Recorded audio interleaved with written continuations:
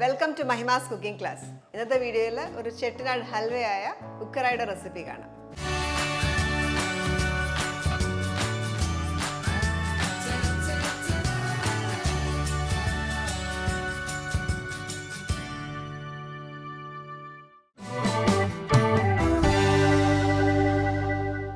ഉക്കറ ഉണ്ടാക്കാനായിട്ട് നമ്മൾ ഉപയോഗിക്കുന്നത് പയറുപരിപ്പാണ്. പയറുപരിപ്പ് ആദ്യം ഒന്ന് ഡ്രൈ റോസ്റ്റ് ചെയ്യണം. പയറുപരിപ്പിന് എപ്പോഴും ഒരു പച്ച ടേസ്റ്റ് ഉണ്ടാവും നമ്മൾ ഡ്രൈ റോസ്റ്റ് ചെയ്യാതെ ഉണ്ടാക്കിയാൽ. അപ്പോൾ ആദ്യം നന്നായിട്ടൊന്ന് ഡ്രൈ റോസ്റ്റ് ചെയ്യണം.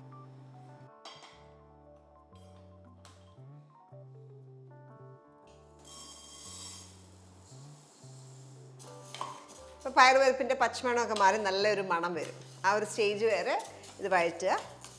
ഇത് ഓഫ് ചെയ്യുകയാണ്. ഓഫ് ചെയ്ത ശേഷം നന്നായിട്ട് കഴുകിയിട്ട് ഇത് വേവിച്ചെടുക്കണം. നമ്മൾ ഡ്രൈ റോസ്റ്റ് ചെയ്ത പയറുപരിപ്പ് ചൂടാറിയ ശേഷം നന്നായിട്ട് കഴുകി വെള്ളം കളഞ്ഞ് വെച്ചേക്കുന്നതാണ്. ഞാൻ എടുത്തത് 1/2 കപ്പ് പയറുപരിപ്പായിരുന്നു. ഇനി 1 കപ്പ് വെള്ളം ചേർത്ത് വേവിച്ചെടുക്കാം. എത്ര പയറുപരിപ്പാണ് നമ്മൾ എടുക്കുന്നത് അതിൻ്റെ ഡബിൾ.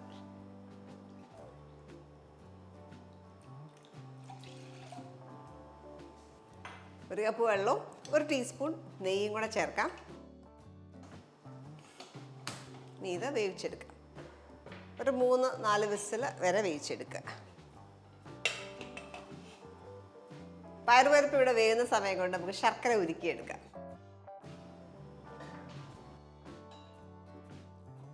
ഞാൻ ഇവിടെ എടുത്തേക്കുന്നത് ഒരു 300 ഗ്രാം ശർക്കരയാണ്. നമ്മളെടുത്ത പയറെന്ന് പറയുന്നത് 100 ഗ്രാം, 1/2 കപ്പ് എന്ന് പറയുമ്പോൾ ഒരു 100 ഗ്രാം പയറുപരിപ്പ് വരും. അതിന് നമ്മൾ 300 ഗ്രാം ശർക്കര എടുത്തു. ഒത്തിരി മധുരമൊക്കെ ഇഷ്ടമാകുന്നവർക്ക് ഒരു 350 തൊട്ട് ഒരു 400 ഗ്രാം വരെയൊക്കെ മധുരം ചേർക്കാം, ശർക്കര ചേർക്കാം.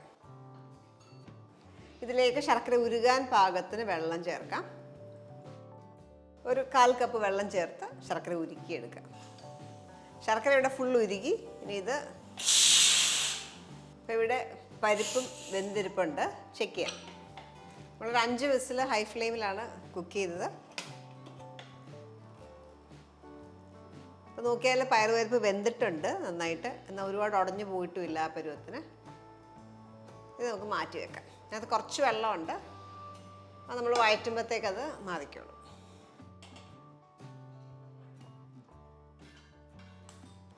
ഇവിടെ നമുക്കൊരു 3 ടേബിൾ സ്പൂൺ നെയ്യ് ചൂടാക്കാം.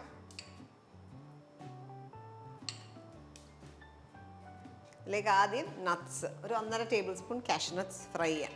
നമുക്ക് ലാസ്റ്റ് മതി. എണ്ണ നമ്മൾ ചൂടാക്കുമ്പോൾ ആദ്യം അതങ്ങ് ചെയ്ത് വെക്കും. പിന്നീട് ലാസ്റ്റ് ആഡ് ചെയ്യാം.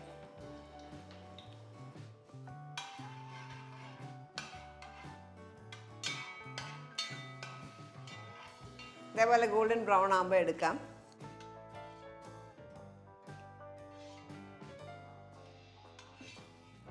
ഇതിലേക്ക് 3 ടേബിൾ സ്പൂൺ റവ,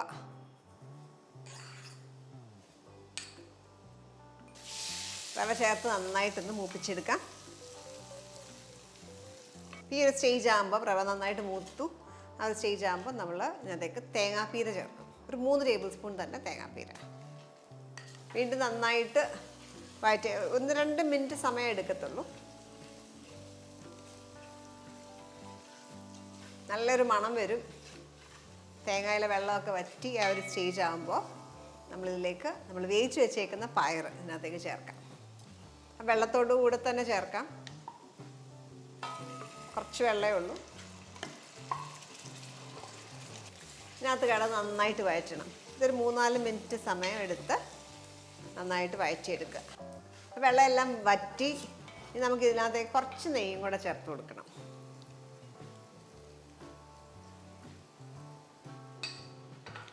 ഞാൻ 1.25 ടേബിൾ സ്പൂൺ നെയ്യും കൂടെ ചേർത്തു. വീണ്ടും ഒന്ന് വഴറ്റുക. ഇനി നമുക്കിതിനകത്തേക്ക് ഉരുക്കി വെച്ചേക്കുന്ന ശർക്കര അരിച്ച് ഒഴിക്കാം.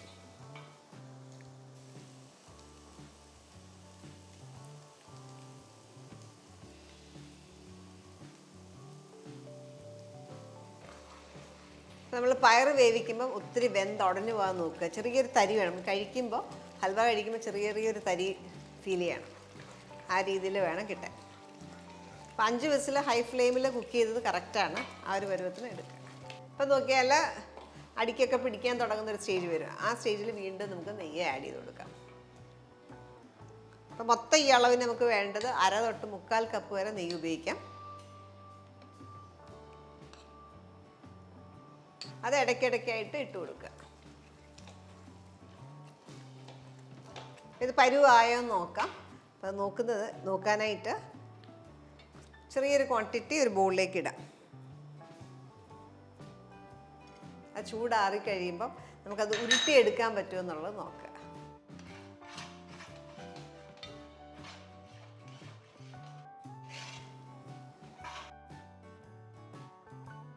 നമ്മൾ ബോളിലിട്ട് വെച്ചത് ചൂടാറുമ്പോൾ എങ്ങനെ വരുന്നെന്ന് നോക്കാം. ഇതേപോലെ ഉരുട്ടിയെടുക്കാൻ പറ്റണം. ഇത് ചെയ്ത് കഴിഞ്ഞാൽ ഹൽവ റെഡിയാണ്. അപ്പോൾ ചൂടാറുമ്പോൾ ഈ ഒരു പരുവത്തിൽ വരും. നമുക്ക് ഹൽവ എടുക്കാറായി. ഇതിനകത്തേക്ക് ലാസ്റ്റ് ഇടാനുള്ള എല്ലാം ചേർക്കാം. ഒരു നുള്ള ഉപ്പ്, ആ മധുരം എല്ലാം ഒന്ന് ബാലൻസ് ആവാനായിട്ട് ഒരു നുള്ള ഉപ്പ് ചേർക്കാം. കൂടാതെ ഫ്ലേവറിന് വേണ്ടിയിട്ട് നമുക്ക് ഏലക്ക പൊടിച്ചത് 1/2 ടീസ്പൂൺ ഏലക്കാപ്പൊടി. പിന്നെ പരുവ് ആവുമ്പോൾ നമുക്ക് ഇതേപോലെ വിട്ട് വരും. ഇതേപോലെ സൈഡിൽ നിന്ന് വിട്ട് വരും. ആ ഒരു സ്റ്റേജിൽ നമുക്കറിയാം എന്നുള്ളത്. ഇനി ഇതിലേക്ക് നമ്മൾ റോസ്റ്റ് ചെയ്ത് വെച്ചേക്കുന്ന നട്ട്സും കൂടെ ചേർക്കാം.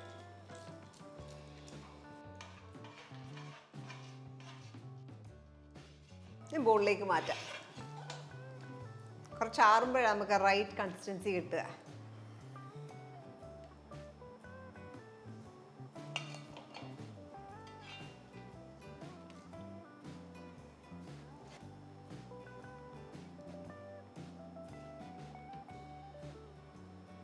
നമ്മളിപ്പോൾ ഉണ്ടാക്കിയേക്കുന്ന ഈ സ്വീറ്റ് ഒത്തിരി മധുരമില്ല. ആ ഒരു പരുവത്തിനാണ് ഉണ്ടാക്കിയേക്കുന്നത്.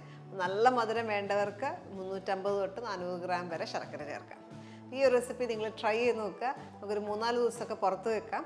ഒരാഴ്ച 2 ആഴ്ചയൊക്കെ നമുക്ക് ഫ്രിഡ്ജിലാണെങ്കിലും സ്റ്റോർ ചെയ്യാം. ട്രൈ ചെയ്ത് നോക്കിയിട്ട് നിങ്ങളുടെ ഫീഡ്ബാക്ക് അറിയിക്കുക. അടുത്ത വീഡിയോയ്ക്കായിട്ട് stay tuned to Mahima's cooking class.